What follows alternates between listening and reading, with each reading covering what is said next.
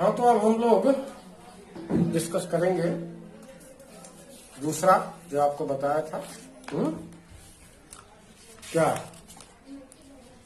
Product of two vectors था ना। तो एक डॉट प्रोडक्ट है और एक क्रॉस प्रोडक्ट है। तो डॉट प्रोडक्ट बता दिया है, अब मैं तुम्हें क्रॉस प्रोडक्ट बताने जा रहा हूँ। राइट, तो क्रॉस प्रोडक्ट के लिए यही लिख देता हूँ, थोड़ी जगह भी है। क्रॉस प्रोडक्ट, क्रॉस प्रोडक्ट का मतलब ये है कि अगर आपके पास ये दो वेक्टर्स हैं, वेक्टर ए और ये है वेक्टर बी, और दोनों थीटा डिग्री के एंगल पर एक्ट कर रहे हैं, then the cross product of these two vectors is mathematically defined as A cross B is equal to modulus of vector A, that is magnitude, into modulus of vector B, that is magnitude of vector B, and sine of angle between them, not the cos. Dot product में cos और इसमें क्या आएगा sine, into unit vector n। ठीक, अभी हम इसके बारे में एक एक करके एक्सप्लेन करेंगे। A cross B is equal to, अगर आप चाहो तो इसे लिख सकते हो A B sine theta into unit vector n। Right, तो ये ध्यान रखना कि जो क्रॉस प्रोडक्ट है,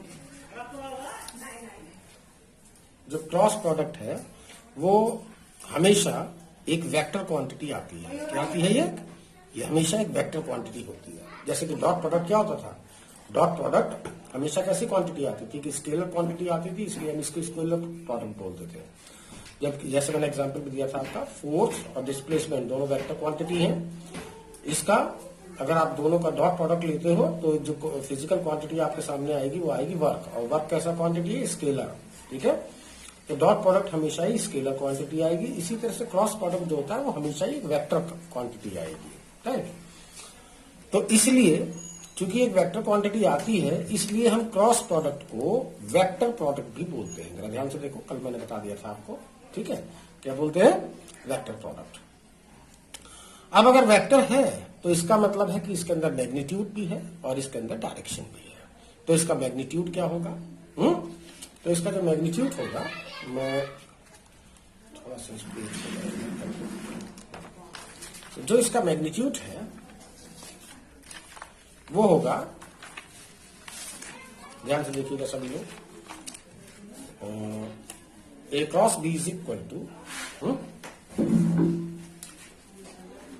A cross B is equal to किसके है, A B sine theta into unit vector N. इसमें ये हिस्सा मैग्नीट्यूड है, क्या है, मैग्नीट्यूड, और ये जो यूनिट वेक्टर है ये है डायरेक्शन। यानी ओवरऑल आप लिख सकते हो दैट ए क्रॉस बी का मैग्नीट्यूड इज इक्वल टू होगा A B sine theta, A B sine theta, and unit vector n is the direction of the quantity comes from the cross product। right? अब इसकी direction निकालने कैसे जाए, निकालने के लिए अगर आप जान दो, यहाँ पर ए और बी है हमारे पास, तो आप अपने सीधे हाथ को यूज करो। दो तरीके हैं इसकी डायरेक्शन निकालने के, राइट, सीधे हाथ को यूज करना। और ये जो वेक्टर ए और ये वेक्टर बी जो दिख रहा है, इससे कौन सा प्लेन बन रहा है, ये वाला प्लेन बन रहा है। कौन सा प्लेन, ये वाला, राइट ना, जैसा कि पेज दिख रहा है आपके पास। ऐसा भी हो सकता था, अगर मुझे पेन मिल जाए तो शायद मैं दूसरे तरीके से भी समझा सकूं तुम्हें। पेन कहाँ है, जब से तुम्हें देखा, पेन जल्दी से है तो आपके पास। अरे एक पेन और चाहिए। यो। हाँ, अरे यार यहाँ पड़ा हुआ है। तो क्या हुआ, अगर मेरे पास ये, जरा पेन को जरा ध्यान से देखिए, मैं पेन कुछ इस तरह से रख रहा हूँ, बात समझ में आ रही है ना। अब ये जो मेरा पेन है, अब आपको पता नहीं कैसे दिख रहा है कैसे नहीं दिख रहा है, आप वीडियो पे थोड़ा सा समझने की कोशिश करो। तो वेक्टर ए और ये है वेक्टर बी, राइट। तो ए और बी से जो प्लेन जो बनेगा, किस प्लेन में ये बन रहे हैं, ये दोनों आ रहे हैं, देखो ए इस वाले प्लेन में, बात समझ पा रही है ना। तो मैं इस प्लेन की बात कर रहा हूं। तो वेक्टर ए और वेक्टर बी से जो भी प्लेन बन रहा है, क्योंकि आप पेपर पे काम करते हो, वेक्टर ए और वेक्टर बी आप उसी पे डिजाइन करते हो, तो हमेशा आपके पास उसका जो प्लेन आएगा वो यही आएगा हमेशा। क्या? वही जो आपका जिस पेज पे आप काम कर रहे हो। तो इस पेज के परपेंडिकुलर या तो बाहर की तरफ होगा या फिर परपेंडिकुलर होगा जैसे अंदर की तरफ। पेन पता नहीं दिख रहा है तुम्हें, मैं पेपर को ऐसे कर दे रहा हूं थोड़ी के लिए, ठीक है। तो या तो परपेंडिकुलर इस प्लेन के ऐसे परपेंडिकुलर इधर की तरफ होगा या फिर परपेंडिकुलर इधर की तरफ होगा। ये ऐसे यार, ये या तो ऐसे या फिर ऐसे, या तो ऐसे या फिर ऐसे, ठीक। अच्छा, तो अब ये बाहर की तरफ होगा या अंदर की तरफ होगा, इसका कैसे पता लगाएंगे हम? इसका पता लगाने के लिए आपको या तो right hand thumb rule use करना है, right hand thumb rule use करना है, और या फिर स्क्रू रूल यूज करना है। तो मैं दोनों ही रूल आप लोगों को समझा दे रहा हूं। तो पहले देखेंगे, आपको ए क्रॉस बी फाइंड करना है। तो ए क्रॉस बी फाइंड करने के लिए ध्यान से देखेंगे जरा सभी लोग, ऐसे सीधे हाथ को, ये आप देख रहे हैं ना, मेरा ये सीधा हाथ है ये, ठीक है।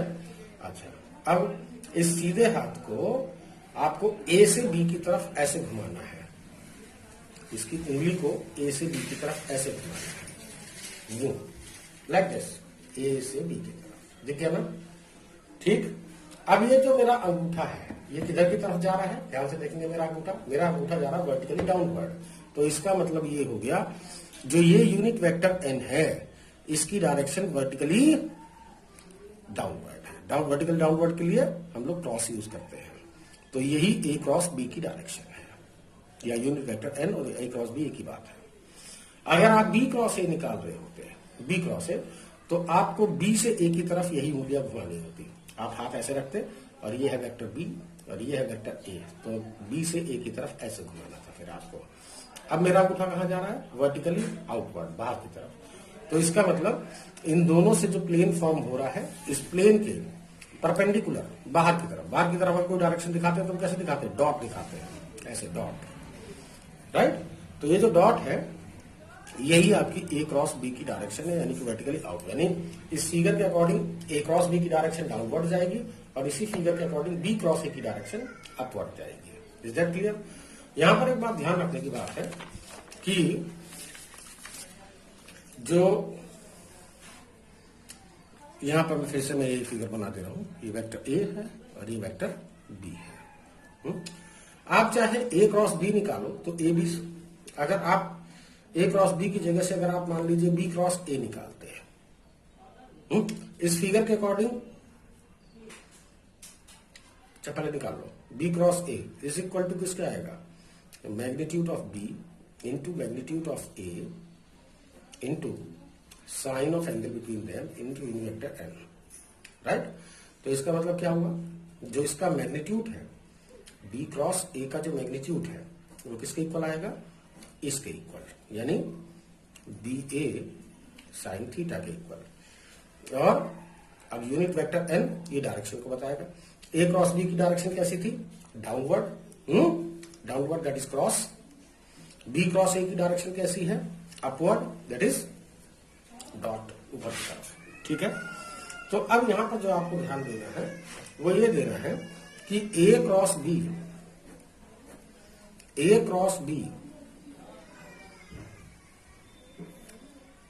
बी क्रॉस ए के इक्वल नहीं आता। ध्यान दो भाई, ए क्रॉस बी, हाँ, लेकिन इतना जरूर है कि ए क्रॉस बी मैग्नीट्यूड में बिल्कुल इक्वल होते हैं बी क्रॉस ए के। ध्यान से देखो, जो आंसर यहां से आएगा, चाहे बी ए साइन थीटा निकालो चाहे ए बी साइन थीटा निकालो, रिजल्ट दोनों का एक ही आएगा, यानी कि वैल्यू दोनों की सेम होगी, लेकिन डायरेक्शन जस्ट ऑपोजिट है। अगर यानी कि अगर इसकी डायरेक्शन अगर डाउनवर्ड है तो इसकी डायरेक्शन कैसी है? अपवर्ड, वैल्यू सेम है। तो अगर दो वेक्टर जिनका वैल्यू बिल्कुल सेम हो, जिनका वैल्यू क्या है, जैसे मान लीजिए ये ए क्रॉस बी है और ये बी क्रॉस ए है, वैल्यू बिल्कुल सेम है, इसका मतलब ये हो गया कि दोनों की लेंथ सेम है, लेकिन डायरेक्शन जस्ट ऑपोजिट है। देखो ये ऐसे है तो ये ऐसे है, तो मैंने आपको बताया था, क्या बताया था कि अगर इसको वेक्टर ए कह दे हो तो इसके जस्ट ऑपोजिट डायरेक्शन में इतने ही मैग्नीट्यूड का जो वेक्टर होगा माइनस ए वेक्टर होगा। इसको हम क्या बोलते हैं, ऑपोजिट वेक्टर बोलते हैं। तो ए क्रॉस बी और बी क्रॉस ए ये ऑपोजिट वेक्टर है, तो ए क्रॉस बी के क्रॉस ए के इक्वल नहीं होता है, in fact minus B cross A के इक्वल होता है। Is that clear? हालांकि मैग्नीट्यूड में ये दोनों वैल्यू सेम है, लेकिन डायरेक्शन अलग अलग होने की वजह से ये वेक्टर दोनों सेम नहीं है, इनफैक्ट दोनों ये ऑपोजिट वेक्टर है। बात समझ में आ गई? तो आप हमेशा इस बात का ध्यान रखेंगे कि जो ए क्रॉस बी है, ये दोनों के बीच का एंगल थीटा, ए क्रॉस बी है और जो ये बी क्रॉस ए है, ये कम्यूटेटिव लॉ को फॉलो नहीं करता है। अगर डॉट प्रोडक्ट की बात करो तो A dot B is equal to B dot A के आ रहा था, ये कम्यूटेटिविटी को फॉलो कर रहा था ये, लेकिन यहां पर ए क्रॉस बी क्रॉस ए के इक्वल नहीं है। इसका मतलब it does not follow the commutative law. समझ में आ गई बात? तो ये कभी भी कम्यूटेटिविटी को सेटिस्फाई नहीं करता है, तो इसलिए कभी भी गलती से अगर कोई मैंने आपको फिजिक्स का कोई फॉर्मूला क्रॉस प्रोडक्ट में अगर मैंने कोई बना के दिया है कि भैया ये है क्रॉस प्रोडक्ट में, तो उसको उल्टा मत लिख देना। जैसे कि मैं एक एग्जांपल दे रहा हूं आपको, और मैं एग्जांपल इसका ले रहा हूं टॉर्क। क्या ले रहा हूं? टॉर्क। हम इससे पहले भी टॉर्क के बारे में शायद बात कर चुके हैं, अच्छा वो 12th की क्लास में बात करी थी, तो चलो कोई बात नहीं है। ये मेरे पास एक कोई बॉडी है और इस बॉडी को मैंने इस जगह पर फिक्स कर दिया है। आप इसको अगर नहीं समझना चाहते हो तो आप इसी को ले लो, ये एक बॉडी है और मैंने इसका एक पॉइंट ही फिक्स कर दिया। मेरी उंगली पे जरा ध्यान दो, ये पॉइंट फिक्स हो गया। अब अगर मैं इस पे किसी अदर पॉइंट पर अगर फोर्स अप्लाई करूं लाइक दिस, यहाँ पे उंगली देखो, यहाँ पे नीचे की तरफ देखो, ये रहा, ये उंगली दिख रही है ना, यहां पर मैं फोर्स अप्लाई कर रहा हूं, तो ये क्या करेगा, ये बॉडी रोटेट करना शुरू कर देगी। तो रोटेशन जो हो रहा है इसको हम बोलते हैं टॉर्क की वजह से हो रहा है। तो ये इसका फिक्स पॉइंट है। इनफैक्ट इसको हम रोटेशनल एक्सिस बोलते हैं, इस पूरी लाइन को, इस वर्टिकल लाइन को। और अगर मैं इस किसी पॉइंट P पर मैं ऐसे फोर्स अप्लाई करूं, इस पॉइंट P का इसके रेस्पेक्ट में जो पोजीशन वेक्टर है वो है वेक्टर R। तो अगर मैं इस पॉइंट पर फोर्स अप्लाई करूंगा तो ये बॉडी इस फिक्स पॉइंट के अबाउट ऐसे घूमना शुरू कर देगी, तो इसका मतलब इसको टॉर्क लग रहा है। तो torque is defined as R cross F। ध्यान रखिएगा, क्रॉस प्रोडक्ट हमेशा ही एक वेक्टर क्वांटिटी आती है। तो वेक्टर क्वांटिटी आती है तो ये टॉर्क जो है ये वेक्टर यही है। बात समझ में आ गई? अब अगर आपको इसका मैग्नीट्यूड निकालना है टॉर्क का, तो टॉर्क का जो मैग्नीट्यूड है वो किसके इक्वल होगा? आर क्रॉस एफ के मैग्नीट्यूड के, that is R F sine theta only, right ना? तो आर ये पोजीशन वेक्टर का डिस्टेंस कितना है यहां से, एफ इतने न्यूटन आपने फोर्स अप्लाई किया है, साइन थीटा दोनों के बीच का एंगल कितना है। तो अब यहां ध्यान देना, क्रॉस प्रोडक्ट के लिए हमेशा दोनों वेक्टर एक ही पॉइंट से डिजाइन होने चाहिए। यहां पर ये दोनों अलग अलग पॉइंट से डिजाइन है। इस पॉइंट को वेक्टर आर इस पॉइंट से डिजाइन है, मैं इसको ओ लिख दे रहा हूं। वेक्टर एफ इस पॉइंट पी से डिजाइन किया गया है, स्टार्टिंग पॉइंट इसका पॉइंट पी है, राइट ना? तो इसका मतलब ये हो गया कि अभी आप एंगल थीटा डिफाइन करने लायक नहीं हो, तो आप जो है इन दोनों वेक्टर को एक ही पॉइंट से डिजाइन कर लो। या तो इस वेक्टर एफ को उठा के यहां ले आओ तो दोनों एक ही पॉइंट से हो जाएंगे, या इस वेक्टर आर को यहां से डिजाइन कर लो इस पॉइंट पी से। मैं इसी को थोड़ा सा आगे बढ़ा दे रहा हूं, ये वेक्टर आर की डायरेक्शन है। तो vector R cross vector F. अब दोनों एक ही पॉइंट से डिजाइन हो गए हैं, अब आप इसका आराम से इसका ट्रीटमेंट कर सकते हो। ये कंडीशन है, ध्यान रखिएगा। क्रॉस प्रोडक्ट में डायरेक्शन निकालने के लिए दोनों ही वेक्टर एक ही पॉइंट से डिजाइन होने चाहिए।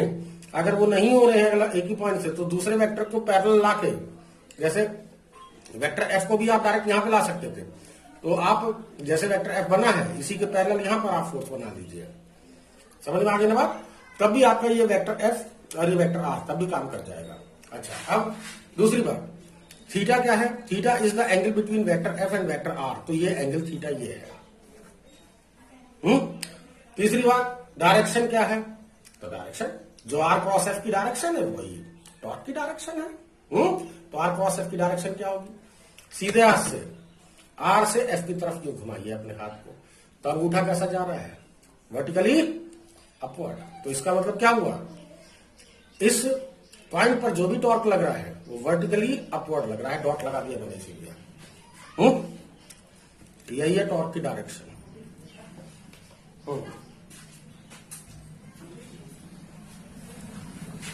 इसके बाद इसके कुछ प्रॉपर्टीज पर ध्यान देंगे आप लोग।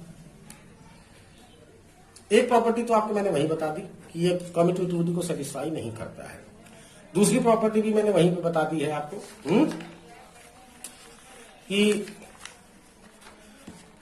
ये इसकी प्रॉपर्टी समझो आप सब। ये मैंने लिखवाया है कि ये कम्यूटेटिविटी को सेटिस्फाई नहीं करता है। A cross B is not equal to B cross A. In fact A cross B is equal to minus B cross A के होता है। हाँ, लेकिन ये मैग्नीट्यूड में बिल्कुल सेम होते हैं। ठीक है, अब प्रॉपर्टी नंबर जो भी है आपको जो भी डालना, मैं यहां पे हैशटैग कर दे रहा हूं। ठीक है, तो अगर किसी वेक्टर का उसी वेक्टर के साथ अगर क्रॉस प्रोडक्ट लो तो क्या आंसर आएगा वो बताओ तो जरा। ये वेक्टर ए है, अब इस वेक्टर का इसी वेक्टर के साथ मुझे क्रॉस प्रोडक्ट लेना है, तो बताइए। तो इस वेक्टर का इसी वेक्टर के साथ क्रॉस प्रोडक्ट कितना आएगा? Magnitude of A. भाई जरा फैन बंद कर दो कोई। लो,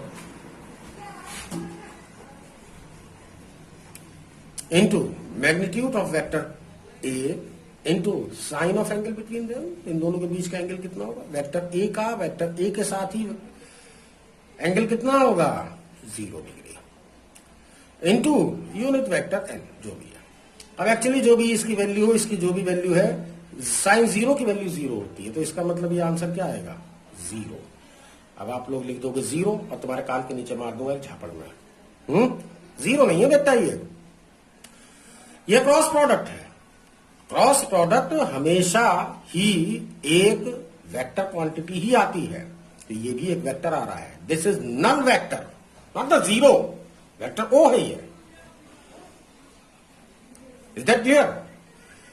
तो ये हो गया वेक्टर ओ, यानी कि एक नल वेक्टर, यानी किसी वेक्टर का उसी वेक्टर के साथ क्रॉस प्रोडक्ट हमेशा एक नल वेक्टर आएगा, ना कि 0। हाँ, अब आप इसके आगे कुछ करना चाहो, that magnitude of vector A cross है। हाँ ठीक है, मैग्नीट्यूड ऑफ वेक्टर ए यानी कि नल वेक्टर का मैग्नीट्यूड, नल वेक्टर का मैग्नीट्यूड 0 होता है। ठीक है, इसको 0 लिख सकते हो। दिस इज 0, ये 0 है, इसको 0 बोला जा सकता है, इसको नहीं। ठीक है, नेक्स्ट प्रॉपर्टी,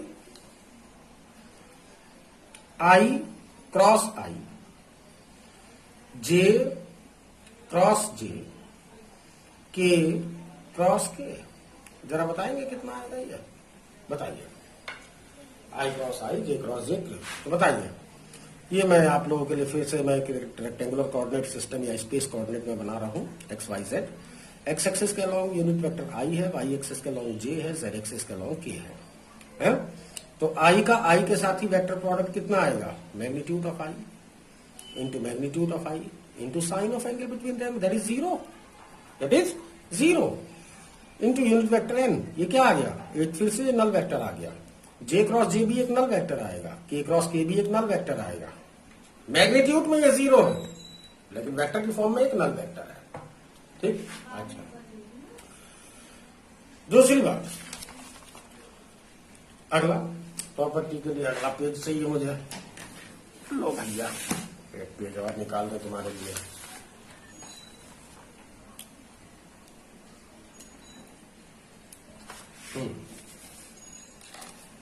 तो आई क्रॉस जे, यार ये फिगर बार बार बनाना पड़ जाता है मुझे, यही समस्या है। चलो देखो, आई क्रॉस जे या जे क्रॉस के या के cross I, is that clear? इसकी वैल्यूज क्या आएंगी जरा बताइए हमको, क्या आएगी पता है? Magnitude of I into magnitude of J into sine of angle between them. जरा ध्यान से देखेंगे सब लोग, ये एक्स एक्सिस, ये वाई एक्सिस, ये जेड एक्सिस। एक्स एक्सिस के अलॉन्ग यूनिट वेक्टर है आई, वाई एक्सिस के अलॉन्ग जे, जेड एक्सिस के अलॉन्ग है के, राइट? तो जेड एक्सिस एक्चुअली ऐसे परपेंडिकुलर है। तो बताए यहां पर साइन आई और जे के बीच का एंगल कितना है? 90 है। कितना है? 90। तो आई और जे, अब यहां पर यूनिट वेक्टर एन लिखना है, तो अब यहां पर यूनिट वेक्टर एन नहीं, यूनिट वेक्टर हमारे पास 3 मौजूद है, हो सकता है इनमें से कोई आ जाए यहां पर। तो बताइए आई क्रॉस जे की डायरेक्शन क्या होगी? ये है आई, ये है जे। अपने हाथ को आई से जे की तरफ, इससे जो प्लेन बन रहा है आई से जे की तरफ घुमाए ऐसे, तो किधर की तरफ गया ये? अलोंग जेड एक्सिस, यानी कि के, राइट ना? ये के की डायरेक्शन है, तो इसका मतलब इस डायरेक्शन में जो यूनिट वेक्टर है वो के है। तो इसका मतलब यहां पर जो यूनिट वेक्टर एन लिखते थे आप, इसकी जगह पर आपको यूनिट वेक्टर के लिखना है। क्या लिखना है? यूनिट वेक्टर के। तो इसकी वैल्यू कितनी है? 1 इंटू साइन 90 की भी वैल्यू 1 इंटू के। तो आई क्रॉस जे की जो वैल्यू है वो के के इक्वल आएगी। जे क्रॉस के की वैल्यू निकालोगे तो वो आई की इक्वल आ जाएगी। के क्रॉस आई की निकालोगे तो वो जे आ जाएगा। ठीक है, इसी तरह से आपको निकालना है। हाँ, यहां पर मैं बता दूं, चूंकि कम्यूटेटिविटी को सेटिस्फाई नहीं करता है, तो इसलिए अगर आप आई क्रॉस जे की जगह से अगर आप जे क्रॉस आई निकालते, तो जे क्रॉस आई का मतलब क्या हो गया है? माइनस आई क्रॉस जे, यही मतलब होगा ना। तो आई क्रॉस जे की वैल्यू कितनी है? आई क्रॉस जे की वैल्यू के है, तो कितना आ गया ये? ठीक है, तो जे क्रॉस आई का मतलब आएगा माइनस के क्रॉस जे का मतलब माइनस आई, ये भी माइनस हो जाएगा। आई क्रॉस के का मतलब क्या हुआ? माइनस जे हो गया। समझ में आ गई बात इतनी? ठीक है, अब जरा ध्यान दो। अब मुझे मैं इतने सारे पचड़ों में ना पढ़ के, हाँ एक चीज और तुम रह गया भैया, एक चीज और देखो। If two vectors are parallel to each other, अगर दो वेक्टर पैरेलल तो क्या होगा? अगर आप उसका क्रॉस प्रोडक्ट निकालोगे, ये मान लीजिए वेक्टर ए है, ये मान लीजिए वेक्टर बी है, ये दोनों पैरेलल हैं, तो पैरेलल अगर होगा तो A cross B is equal to किसके आएगा? बताए जरा। ए बी साइन, दोनों के बीच का एंगल कितना आया? 0। तो इसका मतलब इंटू यूनिट वेक्टर, साइन 0 की वैल्यू कितनी है? 0। तो इसका मतलब ये ओवरऑल वैल्यू कितनी हो जाएगी? एक, फिर से एक नल वेक्टर आएगा। तो ध्यान रखिएगा कि अगर आपसे ये कहे कोई कि प्रूव करो कि ये दोनों वेक्टर क्या है? पैरेलल है, तो बस आप सीधे सीधे क्रॉस प्रोडक्ट निकालिए आप। अगर वो एक नल वेक्टर आ जाता है तो वो क्या है? वो दोनों वेक्टर पैरेलल हो जाएंगे। ध्यान रखना, परपेंडिकुलर शो करने के लिए अगर दो वेक्टर अगर म्यूचुअली परपेंडिकुलर है, यहां पे मैंने कल बताया था, इफ यहां पे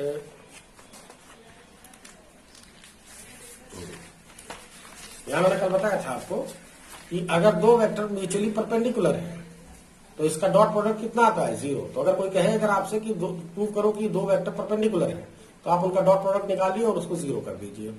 अगर 0 आ जाए तो वो परपेंडिकुलर है। इसी तरह से अगर कोई कहे कि प्रूव करो कि ये दो वेक्टर पैरेलल है, तो पैरेललिटी प्रूव करने के लिए आप उसका क्रॉस प्रोडक्ट निकालिए। अगर वो 0 आ जाता है तो इसका मतलब दोनों वेक्टर क्या है? पैरेलल है। Is that clear? ठीक है, अब नेक्स्ट पॉइंट पे आएंगे अभी आप लोग। अगर आपको क्रॉस प्रोडक्ट निकालना पड़े, किस तरह से निकालोगे? मान लीजिए वेक्टर ए है, यही है बस आपके साथ काम की चीजें जो इतना देर से पढ़ा रहा हूं, उसमें अगर ये तुम्हारे समझ में आ गया तो तुम्हें वो सब समझ में आ गया। ठीक है, मैं यहां पर करूंगा इसको।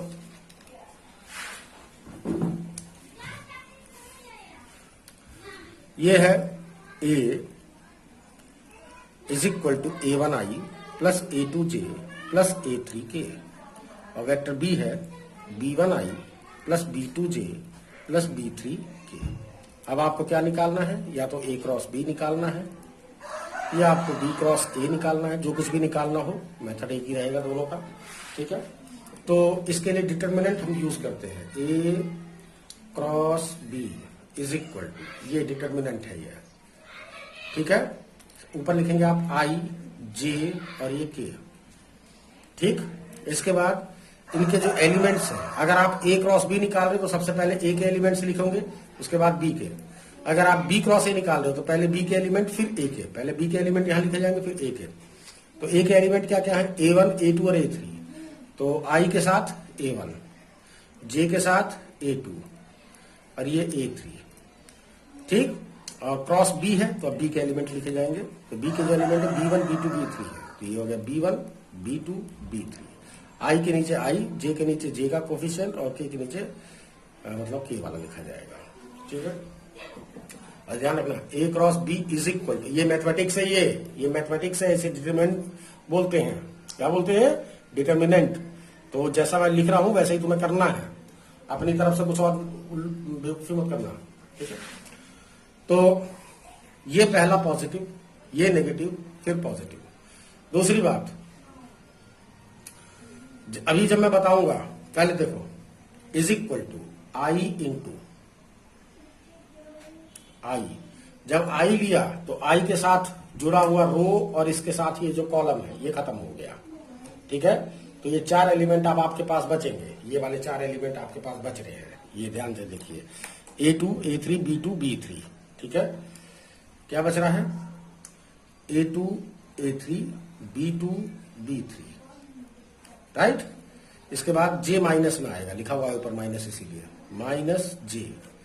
अगेन अब की बार ये रो और ये कॉलम इसका फिनिश कर दीजिए j से रिलेटेड जो है। तो ये तीन चार एलिमेंट ही वाले बचेंगे, है ना। a1 a3 b1 b3, इसके बाद प्लस के, फिर से डिटरमिनेंट साइन लगाएं और के से रिलेटेड जो रो और कॉलम है इसे कैंसिल आउट कर दो, लाइक दिस। अब ये चार एलिमेंट ही वाले बचेंगे, a1 b2 b1 a1 a2, a है ये, a1 a2 b1 b2। Is that clear. Next line I. अब यहां पर आपको समझना है क्या करना गया है, ध्यान से देखना बच्चों। आपको पहले ऐसे मल्टीप्लाई करना है, वे मत गड़बड़ करना, फिर ऐसे मल्टीप्लाई करना है, पहले ऐसे फिर माइनस ऐसे। तो करिए मल्टीप्लाई ऐसे, पहले फर्स्ट ऐसे, कितना आया a2 b3, फिर माइनस, फिर सेकंड नंबर पे ये वाला, इस पर ध्यान दीजिए जरा, जैसे बना रखा है बनाइए b3। ये वे चेंज ना हो, अगर वे चेंज हुआ तो तुम अपने पैर को कुल्हाड़ी मार रहे, बता रहा हूं मैं। जे इसमें भी बिल्कुल सेम यही जो प्रोसेस है वो ऐसे ही रहेगा, पहले ऐसे फिर ऐसे, a1 b3 और इंटू दिस, पहले ऐसे फिर ऐसे, माइनस b1 a3 प्लस के, पहले ऐसे b1 a1 b2 माइनस फिर ऐसे b1 a2। समझ में आ गई बात। इसको सॉल्व करने के बाद जो भी आंसर आएगा वो a क्रॉस b का ही आएगा। ध्यान देना, जब आप डॉट प्रोडक्ट निकाल रहे थे तो इन दो वेक्टर का जो डॉट प्रोडक्ट आ रहा था उसके अंदर आई जे के नहीं आ रहा था, वो एक सिंपल एक नंबर आ रहा, सिंपल एक नंबर आ रहा था। तो नंबर का मतलब सिर्फ मैग्नीट्यूड था उसके अंदर, डायरेक्शन उसके अंदर नहीं थी, ठीक है। लेकिन जब क्रॉस प्रोडक्ट निकालोगे तो हमेशा आई जे के की टर्म में आएगा वो, तो आई जे के की टर्म में आएगा तो इसका मतलब है कि क्रॉस प्रोडक्ट हमेशा एक वेक्टर क्वांटिटी आती ही है। समझ में आ गई बात, ठीक है।